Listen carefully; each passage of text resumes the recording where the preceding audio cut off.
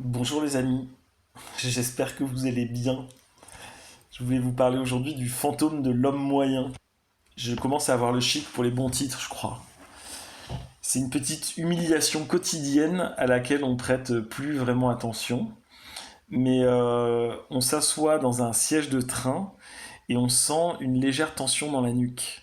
On attrape une poignée de porte et on réalise qu'elle est un peu trop haute ou un peu trop basse. On essaie de taper un message d'une seule main sur son téléphone et on manque de le faire tomber parce que le pouce n'atteint pas le coin supérieur gauche. Vous voyez de quoi je parle? Et on croit que c'est nous qui sommes mal foutus. On s'excuse d'être trop grand, d'être trop petite, d'être trop gauche. Mais le coupable, c'est un mannequin en plastique en fait. Et pendant des décennies, pour construire le monde moderne, les ingénieurs ont utilisé un étalon unique qui est le 50e percentile. C'est un homme de 1,75 m qui pèse à peu près 78 kilos. C'est lui qui a décidé de la profondeur de notre canapé, de la hauteur des marches d'escalier, de la résistance des pédales de nos voitures. On a bâti une civilisation entière autour d'un spectre statistique qui n'existe pas du tout dans la réalité. Enfin, peut-être qu'il existe. Moi, je suis très très proche de ce 50e percentile. Je suis vraiment l'homme moyen. Donc, ça veut dire que toute la civilisation a été bâtie sur moi. Mais du coup, ce qui se passe, c'est qu'on vit dans une espèce de monde de prêt-à-porter psychologique et physique.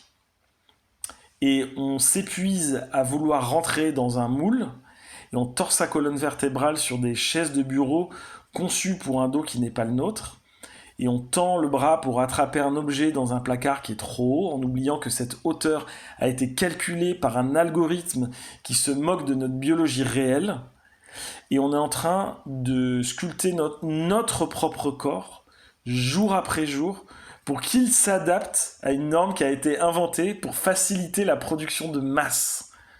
En vrai, je trouve ça très grave.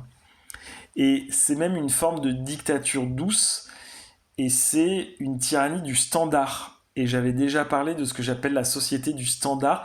C'était, je sais plus, un des premiers épisodes, peut-être le 7. Je vous invite à l'écouter. Ce qui s'est passé, c'est que du coup, on a sacrifié complètement la diversité du vivant sur l'autel de l'interchangeabilité. Et on voudrait que tout soit standard, parce que c'est rassurant, parce que c'est moins cher, et parce que ça permet de remplacer une pièce par une autre sans réfléchir. Mais à force de gommer les écarts, on finit par complètement gommer l'individualité.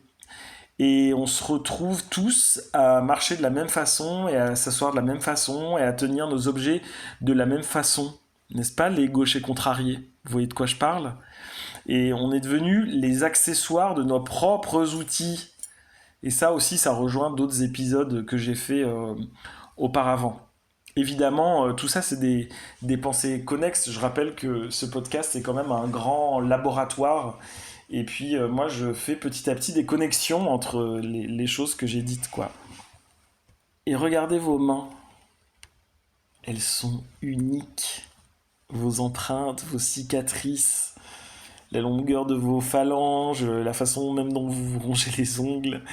Et pourtant, vous les forcez à épouser la forme d'une souris d'ordinateur ou d'un volant qui a été pensé pour des millions d'autres êtres humains.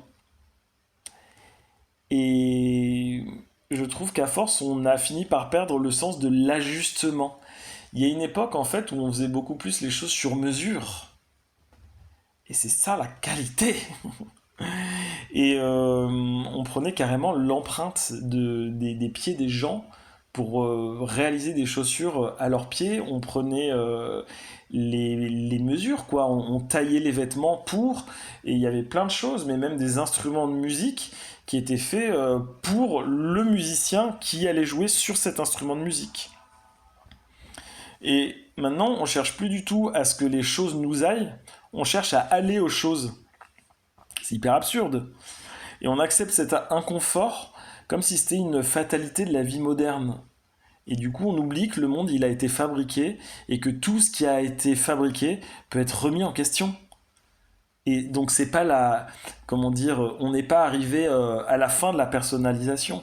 Au contraire, je pense que c'est grandement le moment d'y revenir et je pense qu'on a beaucoup plus les outils pour le faire maintenant à des échelles industrielles en fait.